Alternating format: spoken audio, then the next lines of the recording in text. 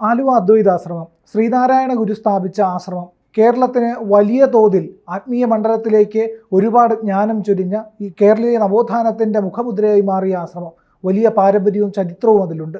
ആ ആശ്രമത്തിൻ്റെ ഭൂമി കയ്യേറിയിരിക്കുകയാണ് municipality, Aluva municipality. ശരിക്കും എന്താണ് അവിടെ സംഭവിച്ചത്? ഇപ്പോൾ ഈ പ്രശ്നത്തിൻ്റെ അവസ്ഥ എന്താണ്? ശ്രീനാരായണ ഗുരുദേവൻ 1912 ആലുവ അദ്വൈതാശ്രമം സ്ഥാപിക്കുന്നതിനായി ആ സ്ഥലം വാങ്ങുന്നത്. കൊച്ചി സ്വദേശിയായ ഒരു മൂസ സേട്ടുവിൻ്റെ പക്കൽ നിന്നാണ് തീരാധാരമായിട്ട് ഗുരു അവിടെ സ്ഥലം വാങ്ങുന്നതും അവിടെ ആശ്രമത്തിൻ്റെ പ്രാഥമിക പ്രവർത്തനങ്ങൾ അപ്പോൾ തന്നെ ആരംഭിച്ചു എങ്കിലും 1914 ആശ്രമത്തിൻ്റെ പ്രവർത്തനം അവിടെ ആരംഭിച്ചു. അദ്വൈതാശ്രമത്തിൽ ശ്രീനാരായണ ഗുരുദേവനുമായി ബന്ധപ്പെട്ട വളരെ പ്രധാനപ്പെട്ട പല ചടങ്ങുകളും നടക്കുകയും വിശ്വപ്രസിദ്ധരായ പല മഹാത്മാക്കൾ അവിടെ സന്ദർശിക്കുകയും ഒക്കെ ചെയ്തിട്ടുണ്ട്. ഗുരുവിൻ്റെ ഷഷ്ഠബ്ദി പൂർത്തി ആഘോഷം 1916 ആഘോഷിക്കുകയുണ്ടായി. ശ്രീനാരായണ ഗുരു അങ്ങനെ ആഘോഷങ്ങളിലൊന്നും പങ്കെടുത്തില്ലെങ്കിലും അന്ന് അദ്വൈതാശ്രമത്തിൽ ഗുരു വിശ്രമിക്കുകയായിരുന്നു ചെയ്തത്. ആ സമയത്താണ് മഹാകവി കുമാരനാശാൻ ശ്രീനാരായണ ഗുരുവിനെ പ്രകീർത്തിച്ചുകൊണ്ട് ഗുരുസ്തവം എന്ന കൃതി എഴുതി അദ്വൈതാശ്രമത്തിൽ വെച്ച് ഗുരുവിന് സമർപ്പിക്കുന്നത്. അപ്പോൾ ആ കൃതി പിന്നീട് ഗുരുദേവ ഭക്തരുടെ ഒരു പ്രാർത്ഥനാ ഗീതമായി മാറുകയുണ്ടായി. അതുപോലെ ശ്രീനാരായണ ഗുരുദേവൻ്റെ ശിഷ്യനായ സഹോദരൻ അയ്യപ്പൻ്റെ നേതൃത്വത്തിൽ സഹോദര സംഘത്തിൻ്റെ ഒരു സമ്മേളനം അദ്വൈതാശ്രമത്തിൽ വെച്ച് നടക്കുകയുണ്ടായി. അദ്വൈതാശ്രമത്തിൽ നടന്ന ഏറ്റവും പ്രധാനപ്പെട്ട ഒരു സംഭവം എന്ന് പറയുന്നത് 1924 വാദിക്കാനും ജയിക്കാനുമല്ല, അറിയാനും അറിയിക്കാനുമാണ് എന്ന ഒരു സന്ദേശത്തോടു കൂടി ഗുരു നടത്തിയ സർവമത സമ്മേളനമായിരുന്നു. എല്ലാ മത പണ്ഡിതന്മാരെയും ഒരു വേദിയിലേക്ക് ക്ഷണിച്ചു വരുത്തി അവരോട് അതാത് മതങ്ങളിലെ മൂലതത്വങ്ങളെക്കുറിച്ച് പ്രസംഗിക്കണമെന്ന് ഗുരു നിർദ്ദേശിക്കുകയും അതനുസരിച്ച് അവർ അവരുടെ മതത്തിലെ മൂലതത്വങ്ങളെക്കുറിച്ച് പ്രസംഗിക്കുകയും ആ പ്രസംഗങ്ങളെല്ലാം തന്നെ വേദിയിലിരുന്നു കൊണ്ട് കേട്ട ശ്രീനാരായണ ഗുരുദേവൻ ഒടുവിൽ നടത്തിയ ഒരു വലിയ പ്രഖ്യാപനമുണ്ട്. ആ പ്രഖ്യാപനത്തിൽ ഗുരുദേവൻ പറഞ്ഞത്, ഇവിടെ കേട്ട പ്രസംഗങ്ങളിൽ നിന്നൊരു കാര്യം വ്യക്തമാകുന്നു, എല്ലാ മതങ്ങളുടെയും പരമമായ ഉദ്ദേശം ഒന്ന് തന്നെയാണ്. അതുകൊണ്ട് ശിവഗിരിയിൽ നാം സ്ഥാപിക്കുവാൻ ഉദ്ദേശിക്കുന്ന മതമഹാപാഠശാലയിൽ എല്ലാ മതങ്ങളെക്കുറിച്ചും പഠിപ്പിക്കുന്നതിനുള്ള സൗകര്യം ഒരുക്കുന്നതാണ് എന്ന് ഗുരു പ്രഖ്യാപനം ചെയ്യുകയുണ്ടായി. അപ്പോൾ അത്രയേറെ ചരിത്രപരമായ പ്രാധാന്യം ആലുവ അദ്വൈതാശ്രമത്തിനുണ്ട്. വൈക്കം സത്യാഗ്രഹത്തിൻ്റെ അനുരഞ്ജന സമ്മേളനം അന്നത്തെ പോലീസ് കമ്മീഷണറായിരുന്ന പിറ്റ് എന്ന് പറയുന്ന സായിപ്പുമായി മഹാത്മാഗാന്ധി അനുരഞ്ജന സമ്മേളനം നടത്തിയത് ആലുവ അദ്വൈതാശ്രമത്തിൽ വെച്ചായിരുന്നു. 100 കൊല്ലങ്ങൾക്ക് മുൻപ് അദ്വൈതാശ്രമത്തിൽ വിശ്വമഹാകവി രവീന്ദ്രനാഥ ടാഗോർ വന്നു ചേരുകയുണ്ടായി. അക്കാലത്ത് കേരളത്തിൻ്റെ സാമൂഹ്യ നവോത്ഥാന രംഗത്ത് മുന്നണി പോരാളികളായി വർത്തിച്ച മഹാകവി കുമാരനാശാൻ, ഡോക്ടർ പൽപ്പു, ടി.കെ. മാധവൻ, സഹോദരൻ അയ്യപ്പൻ തുടങ്ങിയവരുടെയൊക്കെ അന്നത്തെ പ്രവർത്തന കേന്ദ്രം ആലുവ അദ്വൈതാശ്രമമായിരുന്നു. ശ്രീനാരായണ ഗുരുദേവൻ്റെ സന്യാസ ശിഷ്യന്മാരായിട്ടുള്ള ബോധാനന്ദ സ്വാമി, ശിവലിംഗദാസ സ്വാമി, സത്യവ്രതസ്വാമി, ആത്മാനന്ദസ്വാമി, നരസിംഹസ്വാമി തുടങ്ങിയവരൊക്കെ അക്കാലത്ത് ആലുവ അദ്വൈതാശ്രമം കേന്ദ്രീകരിച്ചാണ് അവരുടെ പ്രവർത്തനങ്ങളെല്ലാം നിർവഹിച്ചുകൊണ്ടിരുന്നത്. അപ്പോൾ ഇത്രയേറെ മഹാത്മാക്കളായിട്ടുള്ള ആളുകളുടെ സാന്നിധ്യം കൊണ്ടും അവരുടെ ചരിത്രപ്രസിദ്ധമായിട്ടുള്ള പല പ്രവർത്തനങ്ങളുടെ ഒരു സാഫല്യം കൊണ്ടും ഏറ്റവും മഹത്തരമായി തീർന്നിരിക്കുന്ന ഒന്നാണ് ആലുവ അദ്വൈതാശ്രമം എന്ന് പറയുന്നത്. എന്നാൽ ഈ അദ്വൈതാശ്രമത്തിൻ്റെ മഹത്വത്തെ വേണ്ടവണ്ണം ഉൾക്കൊള്ളാൻ കഴിയാത്ത ഒരു മുനിസിപ്പൽ ഭരണകൂടമാണ് ഇന്ന് ആലുവ നഗരം ഭരിച്ചുകൊണ്ടിരിക്കുന്നത്. ഇവിടെ ഇത് എടുത്തു പറയാൻ കാരണം, കഴിഞ്ഞ കുറേ കാലമായിട്ട് അദ്വൈതാശ്രമത്തിനെതിരായിട്ടുള്ള പല കർമ്മങ്ങളും ആലുവ മുനിസിപ്പാലിറ്റി നിർവഹിച്ചുകൊണ്ടിരിക്കുകയാണ്.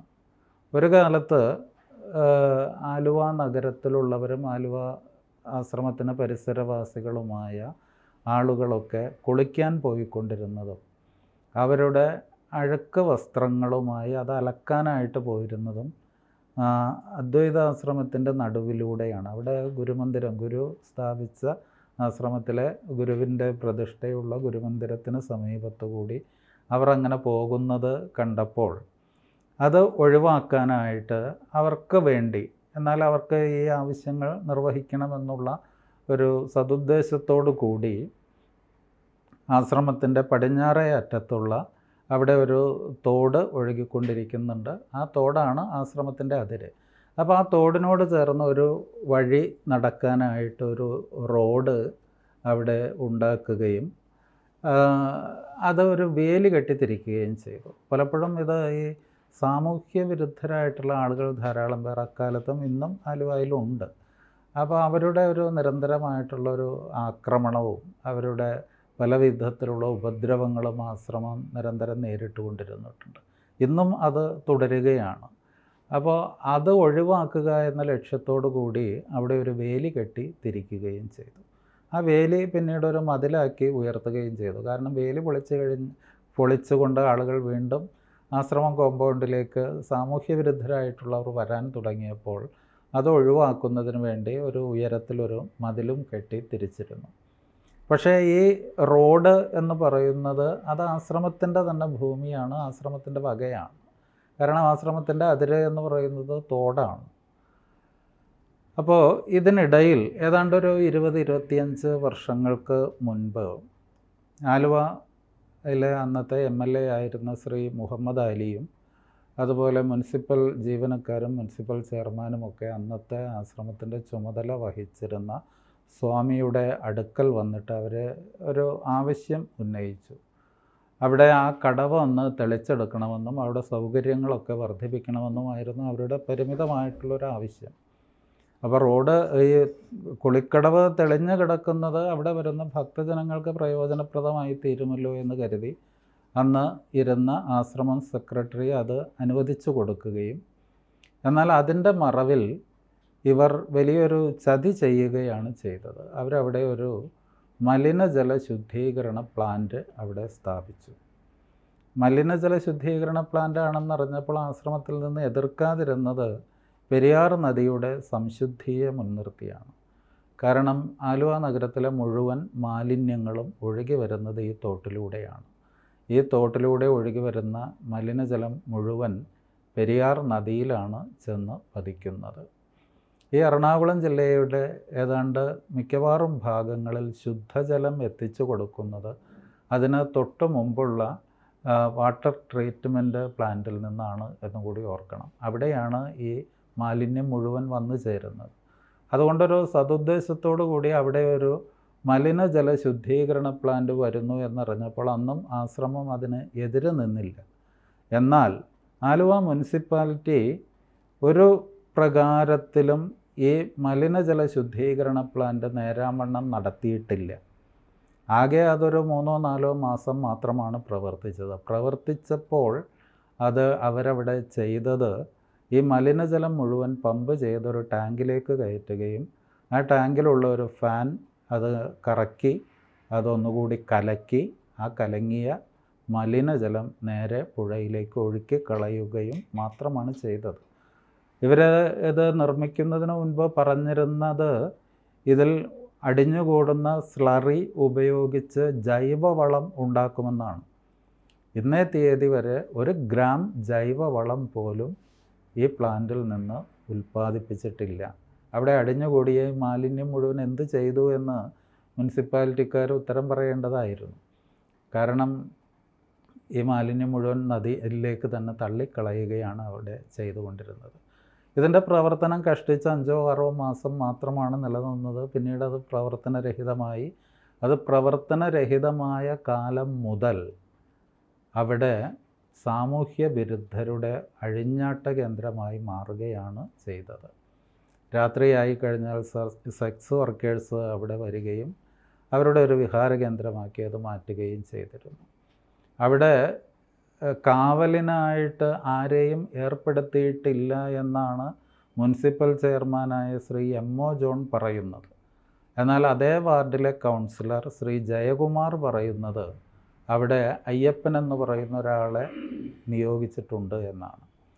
ഈ അയ്യപ്പനാകട്ടെ എല്ലാവിധ സാമൂഹ്യ തിന്മകളുടെയും ഒരു മൂർത്തി രൂപമാണ്.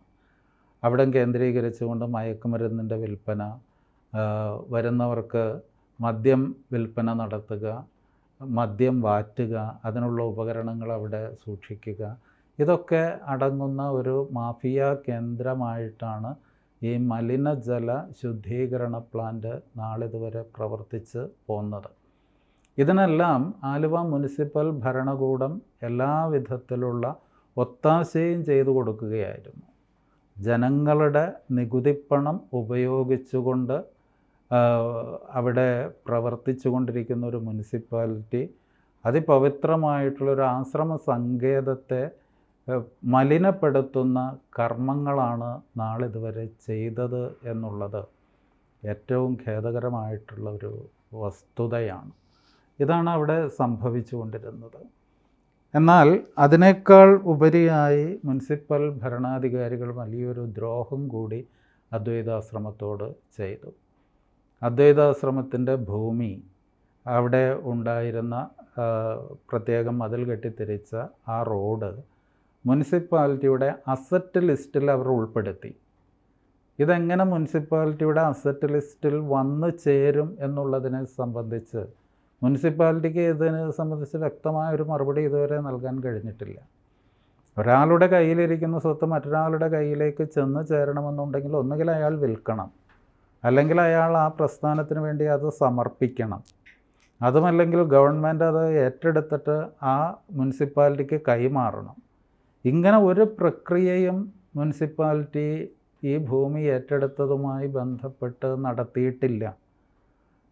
അപ്പോൾ മുനിസിപ്പാലിറ്റി വാസ്തവത്തിൽ ചെയ്തത് വലിയൊരു കയ്യേറ്റമായിരുന്നു. അത് മുനിസിപ്പാലിറ്റി അധികാരികളുടെ കയ്യിൽ ഇത് സംബന്ധിച്ച് യാതൊരു തെളിവുമില്ല.